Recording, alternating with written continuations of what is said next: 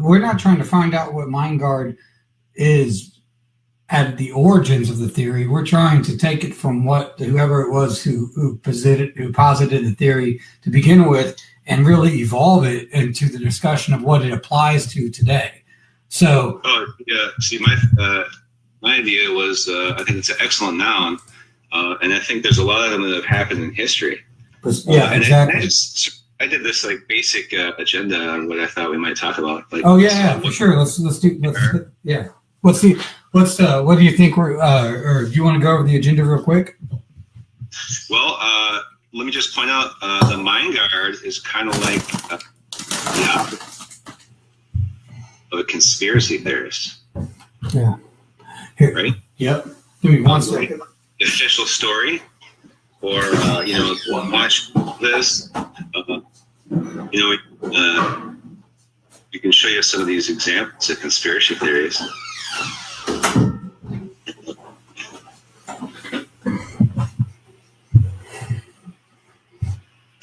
So basically, this is what we were talking about before we kind of got everything shared into the group. The opposite of the conspiracy theory. So the Mind Guard is effectively, there may be times where the Mind Guard makes certain amount of sense, but not. Basically, it's kind of working against you, right? Am I understanding that right? Or what would you describe the Mind Guard? How would you describe it best? Well, that's the point. Once you have the basic idea in mind, anybody can think of these things. We talk about shielding children from information all the time. So obviously there are appropriate times to Mind Guard. Mm-hmm. If people talk about having a dangerous idea, well, obviously that's the kind of thing where the Mind Guard would defend against, right? Correct. Yeah. So, and I thought we'd start by talking about some of the examples in history. One of the craziest ones is Xerxes. Is what? Oh, Xerxes. You're talking about from like the movie 300, right? What's that? I mean, there's a terrific scene from the movie 300 that is regarding this, right? Well, there's lots of scenes from 300 that show Xerxes doing his like political shenanigans, where he's like, paying people off and promising things, and his divine power is really his language power, like whatever he did to like sell these people. I think in 300 they have a scene where he's like dipped in bronze or some nonsense and becomes a god. Bro, that's the sequel. I actually, I have a theory on that actually, on why exactly people who could kind of elicit responses from using the word in that way back then, people were so under-evolved from I guess you could say, in an intellectual perspective, they may have been more in tune with the universe, but intellectual-wise, anyone who could speak in such a way obviously was cast with a level of divinity, and I think that's why people could manipulate it so easily back in those times, like Xerxes. I'm going to say this wrong, but Xerxes. That would be why he could. Anyone, the level, the disparity between an intellectual person back then and completely illiterate, that the amount of people who are completely illiterate to intellectuals contrasts completely to today. So we talked about that with the Catholic Church slow rolling things like math. Well, that's a good example of an ancient example.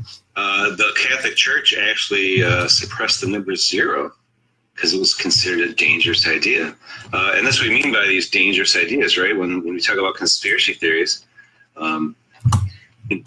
there's actually like information that can damage us. How does information become damaging? Is it really like knowledge that's dangerous? I think it. I'm going to posit a guess on it. It's the loss of power, perhaps to a certain extent. The loss of perhaps it's also a fear of feeling people may not be able to handle such knowledge, similar to the children analogy you gave previously. You know what I mean? Well, fair enough. And that's one reason to guard children, because they don't have the ability to make decisions about certain things. So we don't give them that information because we don't expect them to do anything with it. And as you introduce things to younger children and get them ready, that's fine. But yeah, I think everybody recognizes. And there's other examples of that as well. When we're talking about adult to adult, is there anything besides deception that would be used for? When we're talking about adult, yeah, like if you're going to do this with your peers, why would you ever protect them from information? Like, why wouldn't you ever just let them decide? There is a reason. Okay, what?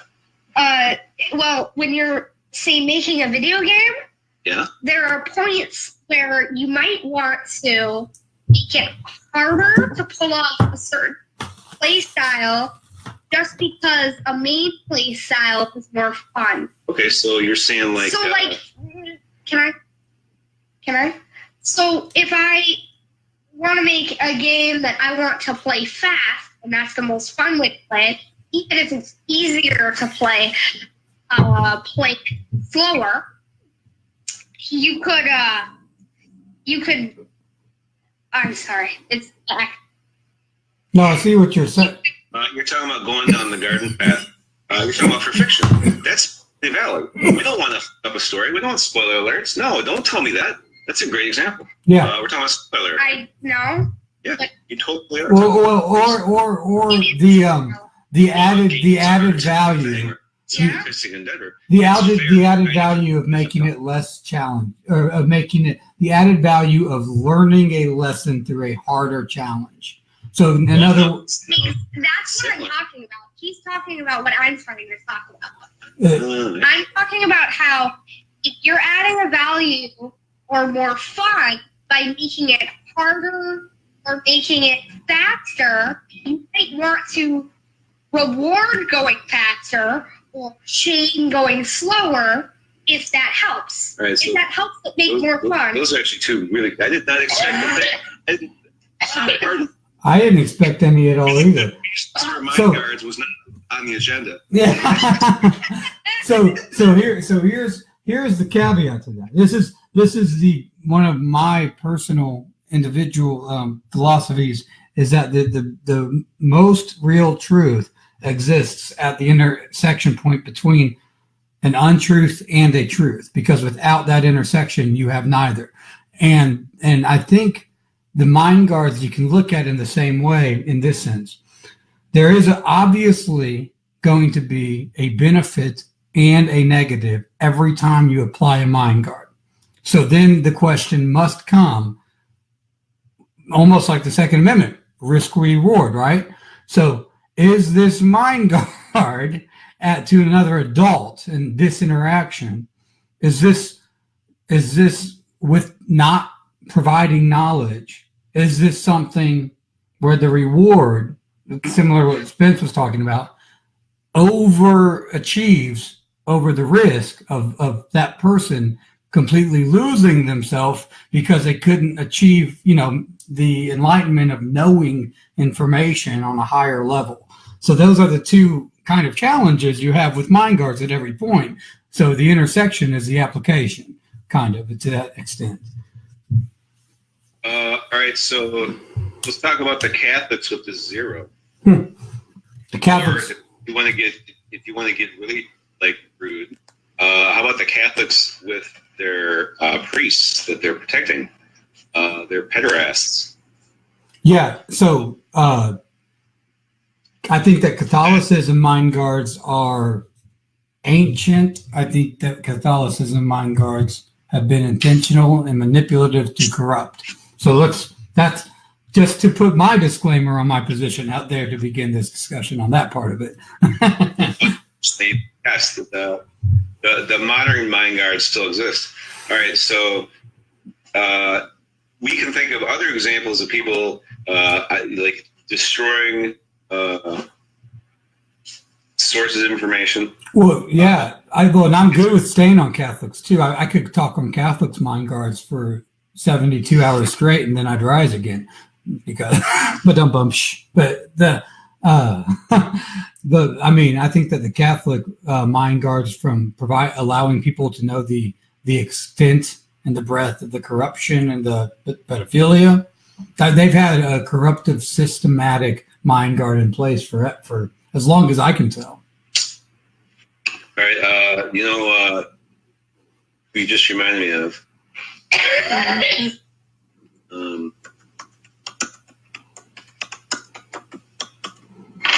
And she kind of destroyed her career doing it for a little while. Yeah. It's been 15 hours and 16. I can't hear a damn thing, but I'm singing horribly for anyone.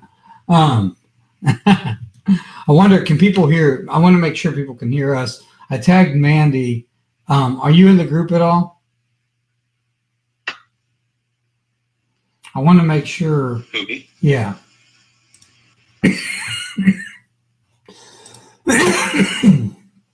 We've had a really good discussion. I can see it's going to move further into a good discussion. And I want to make sure we're able to be heard. I can't tell. It's okay if you can't see that. It's Sinead O'Connor tearing up a picture of the Pope. And that was her protesting. I think it was like 1992. Yeah.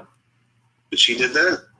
So and that was basically about hiding these pederast priests over in Ireland.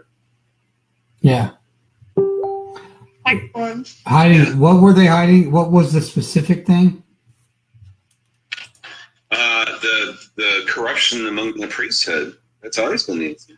Okay, yeah. I didn't know if it's specific because, as we know, that the Catholics actually have, or maybe I forget if I've sent this to you or not. They actually have an enormous wall of information that is withheld from anyone outside of the highest levels of the Pope. And if you want to go in and see information in this room, you have to, not room, but wall, very, very long wall. You have to have 2 guards. You have to ask on a specific date in the future. You have to give like a full response on what exactly specifically. You're not allowed to go anywhere beyond where they take you. Why would that be the case? That's the $1 million question. Is exactly why is that the case? And before we get into that, I want to make sure they can hear us because I feel like this is going to be a really productive discussion. So real quick, do you have are you pulled up on your Facebook? Because if we don't have if you can't hear an echo in yours, then my microphone is not on. Yeah. So click on the sound real quick. No, I hear an echo. Okay, so we're good. Okay, so we can just keep going then. All right. Yeah, I mean, it's super delayed, but it's up. Okay, perfect. That's gonna be. So basically, right, so the Catholics and them, they cover the evidence of wrongdoing, fiction and spoiler alerts, and then the other reason is like Spence kind of put it in the sense of gaming, and then you kind of connected that to like the challenges of life. I'll call that the paradox of the wilderness. So in other words, withholding certain things during harder times can build character, even if it's hard to withhold those. So it's similar to, letting your child fall the first time they try to take steps so that they better learn to walk. All right, so challenges matter. Sometimes it's worthwhile. The problem is these bastards that try and claim, you just that's the obscurantist, right? Yeah. You don't information. You can't handle the truth. Yeah. Well, yeah. So that's where we come back to the discussion of what is it? What is the risk reward? And I would agree with what you're saying here. At that point, yeah, you have challenges matter, but from our level on a human interaction, we're too stupid infinitely on our own to assume that we could possibly know better than someone else based on their experiences how to handle something. So to withhold based on challenges is something I can see doing as a parent to a child. But I think that's legitimate. That's fine. What I'm trying to do here is I'm trying to tally up all the decent ideas. Excuse me, all the good reasons to actually block an idea. Yeah. Like, well, that's a dangerous idea. Well, I guess that's the can't handle it, right? So I'm gonna erase that and switch this around. I don't believe can't handle it on an interaction between people is ever for adults is ever a valid because I don't think it's up to the deliverer of the information to dictate what the receiver can handle. You know what I mean? On an individual based adult level, I think that if the receiver freaks out based on that information, that sucks, but that's on the receiver. I don't think it's up to the person delivering. Yeah. Like you're talking about when it's okay to do like a lie by omission. Correct. Yeah. Which is basically, we have a ton of societal lies by omission, but yeah, correct. Well, by omission is kind of like the mechanism. I'm looking for the motivation. Like, what are the good reasons to block information? Can't handle it, apply. That's basically for kids, right? Yeah, all of these effectively outside of fiction.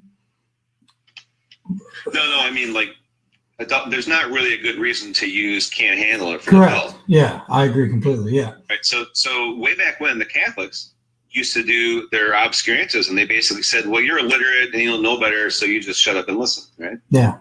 And that's kind of what some doctors and a lot of lawyers and a lot of legislators do. They basically just say, "Well, fuck you." A lot of government agencies, the CIA, the FBI, like we saw, and that's what I'm quoting here. It's Jack Nicholson, an ancient movie. You can't handle the truth. Classic. All right, so are these all the good reasons to block an idea? Well, these are all reasons. Good is up for debate. Well, depending on the situation, but I'm saying are these all potential reasons? These are all potential reasons, without question. So for those jumping in real quick to catch up, talking about mind guards and reasons why they would be implemented. Mind guards are anyone or any structure that blocks truth information. Catholics is an example we've given, and that, in my opinion, is one of the best, if not the best example to provide. But as you can see here, we've built a list that compiles more. You've got, you'll tell a kid something, or you'll omit something because they may be not able to handle it. Different fiction, spoilers, different challenges in games, evidence of wrongdoing Catholics. That's the best example. Okay. So these are the potential blocks. Can you think of any time that you've withheld information? Oh yeah. Every time I've withheld information in my entire life, there's a handful of reasons. So omission, I've done something wrong. Did we miss any? Is this it? Well, that's why I'm kind of working it through based on things I've done and trying to think out loud here. Just evidence of wrongdoing, no doubt. Try to block.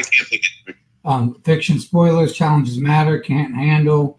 I can't either. So we'll stick with this then. So. All right. So here's my idea. Now we got like a qualifying list. Let's talk about what's your favorite conspiracy, man? Man.